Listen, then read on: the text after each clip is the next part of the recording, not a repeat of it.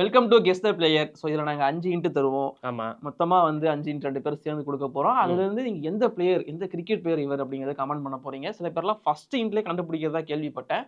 But 5 இன்ட்டையும் கேட்டு கரெக்டாக கண்டுபிடிங்க. நான் 5 கூட கேட்டு கண்டுபிடிக்க முடியும். ஃபர்ஸ்ட் இன்ட் நான் கொடுத்துட்றேன். இவர் வந்து 100 டெஸ்ட் மேட்ச் ஆடின ஒரு தரமான பிளேயர். இல்லை என்னலே இன்ட்டுது எவ்வளவோ பேர் இருக்கிறாங்க. ஈஸியாக ஃபில்டர் பண்ணலாம் அடுத்த நாளுக்குள்ளே வரும்போது. சரி நான் ஒன்று கொடுக்குறேன். அண்ணே இவர் வந்து அவரோட இன்டர்நேஷனல் டீமை வந்து 3 ஃபார்மெட்டில் டெஸ்ட்டு, ஓடி, T20 3 ஃபார்மெட்டும் இருக்குல்ல, அதை லீட் பண்ண ஒன் ஆஃப் த கேப்டன்னே. அந்த அவர் லீட் பண்ணுறப்போ டீம் நாசமாக போயிடுச்சா? தரமாக இருந்துச்சு. தரமா இருந்துச்சு. டவுட் கிளியர் பண்ணிக்கிறேன். ஓகே. ஆனால் இவர் வந்து ரன்னிங் பிட்வீன் த விக்கெட் இருக்குல்ல, அதாவது ரன் ஓடுவாங்கல்ல, அதில் ரொம்ப கோளாறான ஒருத்தர். இவர் டெபியூட் ஆனதுலேருந்து பல டைம் அதை பண்ணியிருக்காரு. அதுவும் கூட வர்றவரை பல டைம் அவுட் பண்ணியிருக்காரு. பர்சன்டேஜ் வைஸாகவும் தலைவன் தான் ஹை.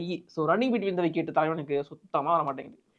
வித்தியாசமான குழுவாக இருக்கடா. சரி இது ஒன்று நான் 4வது ஒன்று தரேன். 9th விக்கெட் பார்ட்னர்ஷிப் இருக்குல்ல, அதில் ஓடிஐ 9th விக்கெட் பெஸ்ட் பார்ட்னர்ஷிப்பில் இவரும் ஒருத்தர்.